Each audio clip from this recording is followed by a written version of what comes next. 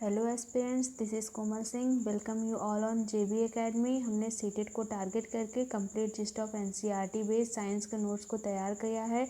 अगर आप इस सीरीज़ को फॉलो करते हैं तो आपके 25+ मार्क की assurity and responsibility is mine. तो चलिए फिर स्टार्ट करते हैं इस सीरीज़ को और अपने टारगेट को पूरा करते हैं। हमारा फर्स्ट टॉपिक है फूड प्रिजर्वेशन से रिलेटेड, किस तरीके से हम फूड को अपने प्रिजर्व करेंगे माइक्रो ऑर्गेनिज्म से, ताकि हमारे माइक्रो ऑर्गेनिज्म जो है हमारे वो हमारे फूड को स्पॉइल ना कर सकें। तो फर्स्ट हमारा मेथड है केमिकल मेथड। इस मेथड में हम देखेंगे कि जैसे दे रखा है कि salt, eligible oil are the common chemical generally use to check the growth of micro organism, therefore they are called preservative. तो हमारे जो है केमिकल मेथड में हम सॉल्ट और एलिजिबल ऑयल को यूज़ करते हैं। ये हमारे कॉमन केमिकल है जिनको यूज़ करते हैं हम किसके माइक्रो ऑर्गेनिज्म की ग्रोथ को रोकने के लिए। हम इनको डाल देने से हमारे माइक्रो ऑर्गेनिज्म की ग्रोथ क्या होती है, वो रुक जाती है। और इसी को क्या कहते हैं, हम प्रिजर्वेटिव कहते हैं। कि इनको सॉल्ट और एलिजिबल ऑयल को हम क्या कहेंगे, प्रिजर्वेटिव के नाम से जानते हैं। नेक्स्ट पॉइंट हमारा क्या दे रखा है, वी ऐड सॉल्ट और acid preservative to pickle to prevent the attack of microbes. हम क्या करते हैं, अपने पिकल्स में क्या ऐड कर देते हैं, सॉल्ट ऐड कर देते हैं और कुछ एसिड आती हैं उनको ऐड कर देते हैं, जिनसे हमारी पिकल जो होती है वो माइक्रो ऑर्गेनिज्म से बच जाती है। नेक्स्ट हमारा क्या पॉइंट दे रखा है बचाने वाला, sodium benzoate, sodium metabisulphite are common preservative. ये हमारे क्या है, कुछ केमिकल नेम है, sodium benzoate and sodium metabisulphite. ये कॉमन नेम है किसके, प्रिजर्वेटिव के हैं। इनका यूज़ हम किस में करते हैं, किस तरीके के फूड को बचाने के लिए करते हैं, जैसे हमारा जेम हो गया, स्क्वैसेस हो गए, इन सब की जो है स्पॉइलेज को बचाता है हमारा ये फूड प्रिजर्वेटिव। नेक्स्ट हमारा क्या है, किस तरीके से हम कॉमन सॉल्ट का यूज़ करके अपने फूड को बचाते हैं उसके बारे में दे रखा है। तो जैसे यहाँ पे दे रखा है कि common salt has been use to preserve meat and fish for the ages. जो कॉमन सॉल्ट होता है उसका यूज हम बहुत टाइम पहले से करते आ रहे हैं।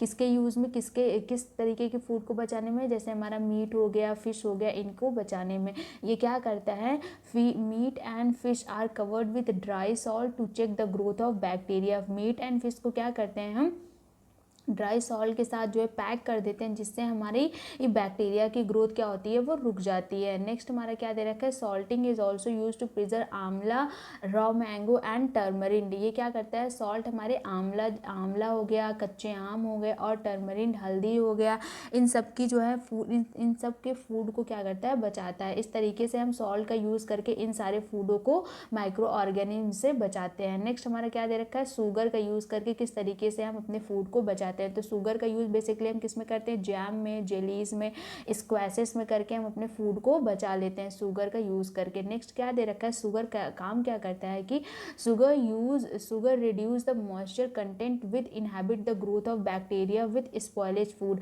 तो ये क्या करते हैं, जनरली क्या करते हैं, वहाँ की जो फूड होती है उसके मॉइस्चर को क्या करते हैं, वो सोक कर लेता है, जिससे हमारे मॉइस्चर खत्म हो जाता है, तो बैक्टीरिया का ग्रोथ जो होती है वहाँ पे इनहेबिट हो जाती है और हमारा फूड जो होता है स्पॉइल होने से बच जाता है। अब नेक्स्ट पॉइंट में क्या दे रखा है, किस तरीके से हम ऑयल और विनेगर का यूज़ करके अपने फूड को बचाते हैं। तो use of oil and vinegar prevent spoilage of pickle because bacteria can not live in such an environment. तो इन सब इन्वायरमेंट में जैसे हमने सॉल्ट को ऐड कर दिया, शुगर को ऐड कर दिया, ऑयल को ऐड कर दिया, विनेगर को ऐड कर दिया, तो इन सबको यूज़ कर दे, इन सबको हम यूज़ कर लेते हैं जब अपने फूड आइटम में।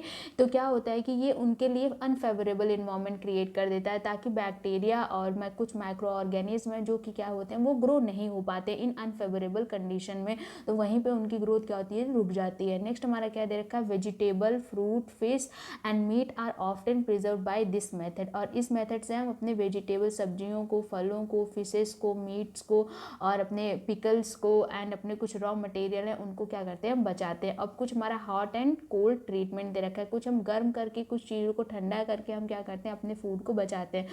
तो हॉट क्या, गर्म करना क्या होता है, बॉइलिंग किल मेनी माइक्रो ऑर्गेनिज्म। जब किसी चीज़ को बॉयल कर देते हैं तो वो क्या कर देता है, मैनी माइक्रो ऑर्गेनिज्म को वहीं पे वो फिनिश कर देता है, वहीं पे उसको मार डालता है। तो क्या करते हैं, similarly we keep our food in the refrigerator low temperature inhibit the growth of micro organism. इसी तरीके से हम कुछ जो होते हैं फूड आइटम को उनको क्या करते हैं, बहुत ही लो टेम्परेचर दे देते हैं। कुछ माइक्रो ऑर्गेनिज्म को हम हाई टेम्परेचर करके किल करते हैं और कुछ माइक्रो ऑर्गेनिज्म हम क्या करते हैं, लो टेम्परेचर करके उनकी ग्रोथ को रोक देते हैं। नेक्स्ट हमारा क्या दे रखा है, पॉस्चराइज्ड मिल्क। जैसा हमने आगे क्या किया था, डिस्कस किया था पॉस्चराइजेशन को। तो अब आप जैसे कि यहाँ पे दे ही रखा है, मैं तो पूछने जा रही थी कि आप कमेंट बॉक्स में बताइए।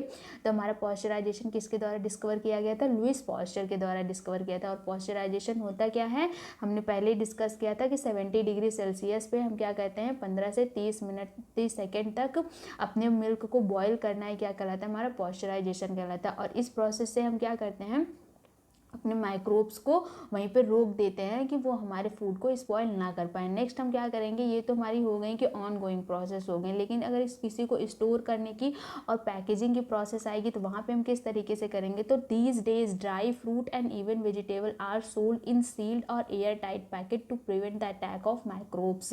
तो क्या करेंगे, सबसे पहले हम क्या करते हैं कि उनको अच्छी तरीके से सुखा देते हैं धूप में।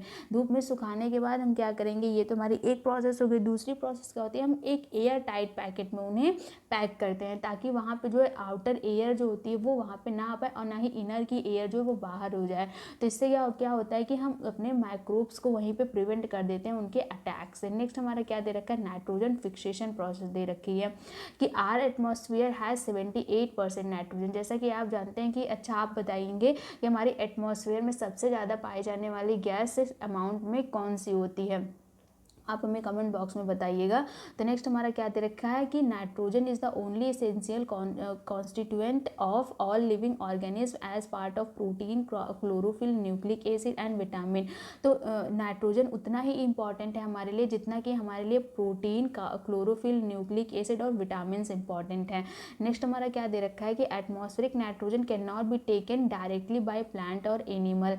तो हमारा जो एटमॉस्फेरिक नाइट्रोजन होता है वो हम डायरेक्ट नहीं ले पाते हैं, प्लांट और एनिमल डायरेक्ट नहीं ले पाते हैं। इसके लिए हमारी एक प्रोसेस दे रखी है जिनको आप हमें कमेंट बॉक्स में बताएंगे कि वो कौन सी प्रोसेस होती है और वो कौन सा बैक्टीरिया होता है जिसको हमने आगे डिस्कस भी किया हुआ है, जिससे हम नाइट्रोजन फिक्सेशन करते हैं।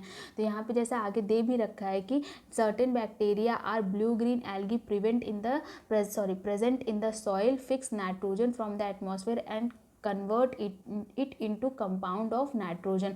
तो क्या होती है, हमारी नाइट्रोजन जो होती है वो एन फॉर्म में प्रेजेंट होती है, तो इसको एन से N2 बनाता है हमारा क्या, ये ब्लू ग्रीन एल्गी हेल्प करता है। और सर्टेन बैक्टीरिया होता है जिसका नाम हमें कमेंट बॉक्स में आप बताएंगे उस बैक्टीरिया का क्या नाम होता है, जो कि हमारे क्या करती है एटमॉस्फेरिक नाइट्रोजन को क्या करती है हमारे सॉइल में ले जाके फिक्स कर देती है। और वो जब फिक्स कर देती है तो ये हमारा अब N2 फॉर्म में हो जाता है, जो कि अब हमारे प्लांट और एनिमल के थ्रू कंज्यूम किया जाता है। Once nitrogen is converted into these usable compound it can be utilised by plant from the soil through their root system. जैसा कि हमने आपको बताया है कि जो है अब ये क्या होती है कंपाउंड फॉर्म में हो जाती है, जिससे अब हमारी प्लांट क्या करती है इसे यूटिलाइज कर लेती है। नेक्स्ट हमारा क्या दे रखा है, nitrogen is then used by the synthesis of plant protein and other compound. Nitrogen का यूज़ हम किस में करते हैं, सिंथेसिस में करते हैं, फोटोसिंथेसिस में और प्रोटीन में और अदर कंपाउंड के फॉर्म में हम नाइट्रोजन का यूज़ करते हैं। नेक्स्ट क्या दे रखा है,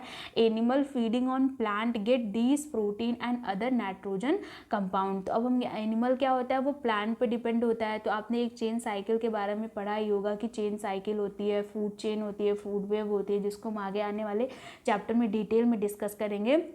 तो आप अच्छा एक काम कीजिएगा, एक कमेंट बॉक्स में हमें जो है बताइएगा कि एक फूड चेन और एक फूड वेव की जो है आप एग्जांपल हमें कमेंट बॉक्स में बताएंगे।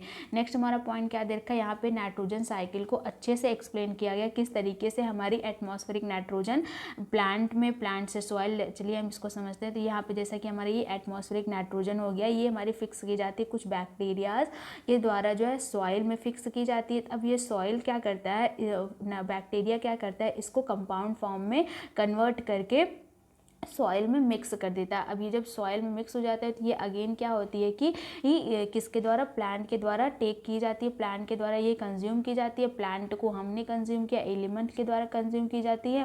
तो अब ये एनिमल और प्लांट क्या करते हैं, नाइट्रोजनस वेस्ट को एक्सक्रीट कर देते हैं, या फिर डेथ के बाद इनके प्लांट और एनिमल के ये अगेन क्या होती है, सॉइल में मिक्स हो जाती है। अब ये सॉइल में मिक्स होकर अगेन क्या होती है हमारी, ये नाइट्रोजन फॉर्म से कंपाउंड फॉर्म से नाइट्रोजन फॉर्म में कन्वर्ट होके एटमॉस्फेयर में चली जाती है। तो इस तरीके से ये साइकिल हमारी जो है चलती रहती है और हम नाइट्रोजन साइकिल को वो एक दूसरे के पास पहुंचाते रहते हैं और अपने न्यूट्रिएंट साइकिल को बैलेंस किए रहते हैं। तो ये हमारा आज का नाइट्रोजन साइकिल हो गया। नेक्स्ट क्या दे रखा है, when plant and animal die bacteria and fungi present in the soil convert nitrogenous waste and to nitrogen compound used by the plant again. तो अब यहाँ पे क्या कह रहे हैं कि जैसा कि हमने क्रॉप प्रोडक्शन एंड मैनेजमेंट वाले चैप्टर में भी पढ़ा था कि हमारे सॉइल के पास कुछ अपने माइक्रो ऑर्गेनिज्म होते हैं जो एनिमल डेड को, प्लांट डेड को क्या करते हैं, कन्वर्ट कर देते हैं। उनसे निकलने वाले नाइट्रोजन को soil convert the nitrogenous waste into nitrogenous compound and used by the plant again. हमने वहाँ पे आगे वाले चैप्टर में अच्छे से इसे डिस्कस किया था किस तरीके से डेड एनिमल और डेड प्लांट से हमारी सॉइल, प्लांट और एनिमल के बीच में किस तरीके से ये तीनों जो है एक दूसरे से लिंक करके अपने नाइट्रोजन साइकिल को बैलेंस करते हैं। नेक्स्ट पॉइंट हमारा क्या दे रखा है, certain other bacteria convert some part of them और to nitrogen gas which goes back into the atmosphere. कुछ और भी बैक्टीरिया होती है जो कि इनकी हेल्प करती हैं एटमॉस्फेयर कंपाउंड नाइट्रोजन को एटमॉस्फेरिक नाइट्रोजन में कन्वर्ट करने में। As a result the percentage of the nitrogen in the atmosphere remain more और लेस कांस्टेंट। इसी तरीके से हमारी नाइट्रोजन जो होती है, नाइट्रोजन परसेंट जो होती है वो हमारे एटमॉस्फेयर में वो क्या कहते हैं, एक बैलेंस वे में रहती है, ना ही कम होती है ना ही ज़्यादा होती है, क्योंकि वो इनसे यहाँ आ रही है, यहाँ से फिर यहाँ, फिर यहाँ से यहाँ, फिर वो अगेन वहीं जहाँ से आई होती है वहीं से पहुँच जाती है। इस तरीके से साइकिल चलती रहती है और हमारी नाइट्रोजन क्या होती है, वो बैलेंस रहती है। तो जैसा कि यहाँ पे दे रखा है कि एक इंपॉर्टेंट फैक्ट दे रखा है हमारे बैक्टीरिया के बारे में, bacteria have lived on the earth for much longer than human being. क्या कह रहे हैं, बैक्टीरिया हमारे ह्यूमन बीइंग से ज़्यादा टाइम तक हमारे क्या करते हैं, अर्थ में रह सकते हैं। क्यों? क्योंकि इनके पास जो होती है एक ये extreme hot and extreme cold climate में भी सर्वाइव कर जाते हैं। इसीलिए ये क्या होते हैं, हमारे ह्यूमन बीइंग से जो है लॉन्गर टाइम तक हमारे अर्थ पे सर्वाइव करते हैं। तो आज के लिए हमारा इतना ही, आज का हमारा ये चैप्टर कंप्लीट हो जाता है। तो कल हम स्टार्ट करेंगे अपने third chapter synthetic fibre and plastic से। तो आज हमारा ये चैप्टर कंप्लीट हो जाता है। इससे एक एक पॉइंट हमारे जो ये नल सेट में दिए हुए हैं ये सारे एज सच सीटेट में पूछे जाते हैं। तो आप इन सभी नल सेट पॉइंट को अच्छी तरीके से इनकलकेट कर लीजिएगा। और अगर आपको वीडियो पसंद आई हो तो आप लाइक, शेयर एंड सब्सक्राइब कर दीजिएगा। और सब्सक्राइब करने के बाद इस बेल आइकन को भी प्रेस कर दीजिएगा ताकि आपको फर्दर नोटिस और अपडेट के बारे में पता चलता रहे। Thank you so much, keep on learning.